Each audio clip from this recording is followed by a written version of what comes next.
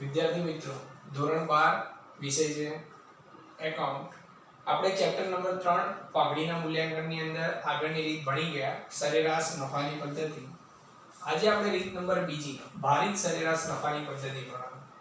ભારિત સરેરાશ એટલે ભાર આપેલો હોય તો આમાં ધ્યાન શું રાખવાનું? તો સૌપ્રથમ આપેલા વર્ષોને ક્રમ અનુસાર ગોઠવવા. રકમની અંદર આડાઅવળા વર્ષ આપેલા એટલે એને ક્રમ અનુસાર ગોઠવવાના. ત્યાર પછી અહીં નફો સતત વધતો હોય, વધતો જાય છે અથવા ઘટતો જાય છે.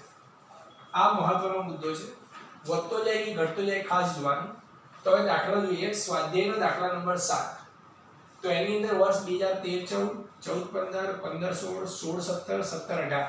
હવે નફો ધ્યાનથી જોજો. 40 ના 60 થયા, 75000 થયા, 90000 થયા, 1,20,000 થયા. આ વધે એટલે અહીંયા ભારનું ખાનું આવે. ભાર આવે એટલે લાઈનસર લખવાના 1 2 3 4 અને 5. આને કહેવાય કુલ ભાર.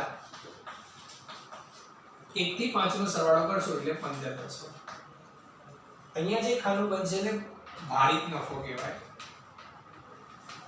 ભારિત નફો એટલે ગુણાકાર. 40000 ને 1 વડે ગુણો એટલે 40000, 60000 ને 2 વડે ગુણો એટલે 1,20,000, 75000 ને 3 વડે ગુણો એટલે 2,25,000, 90000 ને 4 વડે ગુણો એટલે 3,60,000, 1,20,000 ને 5 વડે ગુણો એટલે 6 લાખ. આ બધા સરવાળાનો કરવાનો એટલે કુલ ભારિત નફો. તો 13,45,000 ટોટલ સરવાળો થશે. ત્યાર પછી આગળનું સ્ટેપ એટલે ભારિત સરેરાશ નફો શોધવાનો. તો ભારિત સરેરાશ નફો એટલે કુલ ભારિત નફાને કુલ ભાર વડે ભાગતા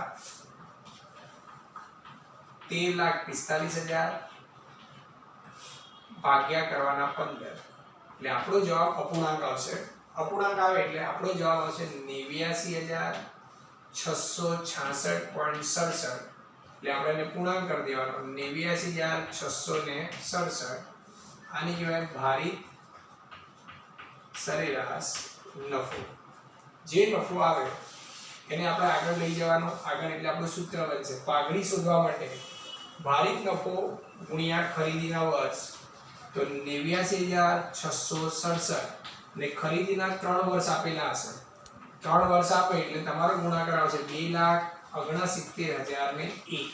એટલે આ આપણા માટે સૌથી મહત્વની પાઘડી છે. જે દાખલા નંબર 7 ની અંદર 3 સ્ટેપ આપણે સમજ્યા. પહેલા પત્રક બનાવવાનું, પછી નફો અને પાઘડી. અને જો કોઈ વાર દાખલામાં ખરીદીના વર્ષ ના આપે તો તમારો જવાબ અહીંયા સુધી રાખો. આ રીતે આખી સમજૂતી આપણે સમજીશું. Thank you.